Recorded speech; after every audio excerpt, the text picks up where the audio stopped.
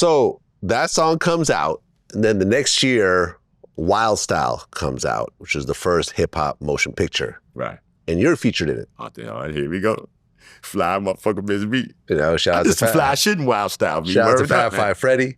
Yeah. Another pivotal person in that movie. Fat Five Freddy again. He's another one. Yeah. See, Fat Five Freddy know now because I had to tell him, man. He said, be for real. And when he thought about it, he said, wow. Fat Five Freddy, I smoke weed. I'm a weed smoking motherfucker. Yeah, me too.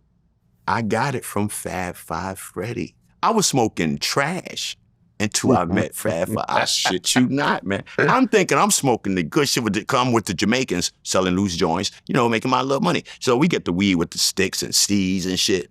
Yo, we filming Wild Style. Fat Five Freddy came with that Hawaiian skunk, green, lime green, no seeds, no sticks, and I was his man. Again, I'm everybody, man. I'm the coolest motherfucker. Everybody don't fuck with busy.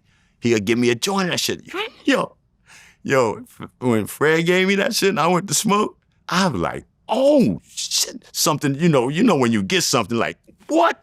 Yo, I bugged Freddie. I made Freddie became one of my best friends to like his worst enemy. Because every time I saw, yo, Fred, I need some of that weed. Where you get that weed from? He used to tell me, yo, B, man, yo, this weed is expensive. I said, I don't give a fuck. Rich here. So Fred was responsible for me with the weed because I found out the game early. This is early. And then I used to go to the Wild Style, come to the scenes in limos. Like, well, they wasn't limo. They was stretch Cadillacs, and they was called an OJ. It was a cab service. Like they got the Lyfts and the Ubers today. Well, we had the OJs back then. And $20 an hour. So, and I used to ride to the set with that. And one day, we was at the Dixie Club. They said, B, we gonna film the battle. That was the part of me and Lil Rodney C and all that, right?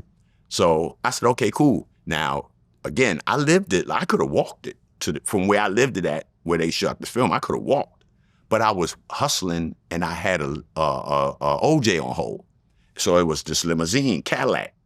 So I pulled up to that, and Fred and Charlie and everybody, they all in the streets doing the wall and painting the wall, and they see this limo come down the block. They fascinated. Because I'm inside, I'm looking through the glass, I'm like, hey, look at everybody over there. And I get out and everybody fall out. Yo!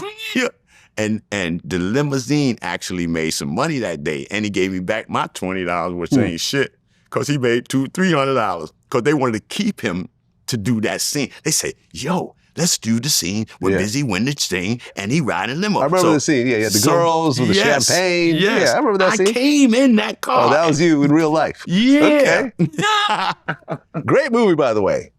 Any real hip hop fan has to see Wild Style. Right. It's authentic. Yeah. Everybody who they are is in it. You know, the Cold Crush cast, the Theodore M, the Fantastic. Everybody who was in the culture at that time was in it. Oh yeah, and Nas's Illmatic, the intro was the theme music of Wild Style. Well, I'm not sure. I haven't heard it. But yeah, no, if that's the case, intro of Illmatic, was which many people consider the greatest hip hop album ever. Right. He used the intro of Wild Style. See, in the intro of his album. Right. That's how important that movie was. Right. Oh yeah, we went around the world with that movie. Oh yeah, we went to Tokyo. We traveled doing that movie, promoting it, letting people see the culture of hip hop. That's when I noticed that our culture took over the planet. Like we went there's no place, there's no graffiti writing on a wall. There's no place where the kids are not breakdancing, DJing. I've been everywhere.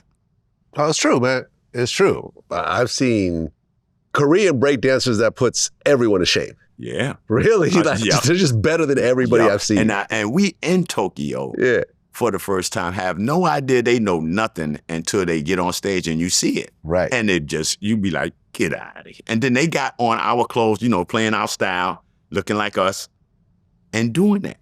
Man, listen, I started out as a breakdancer. My introduction to hip hop was breakdancing. I grew up in the Bay and I wasn't around it because I wasn't in New York, but then once you saw the New York City Breakers on TV and I'm like, oh, then the movie Breakin' came out, Beat Street came out. I'm like, oh, okay.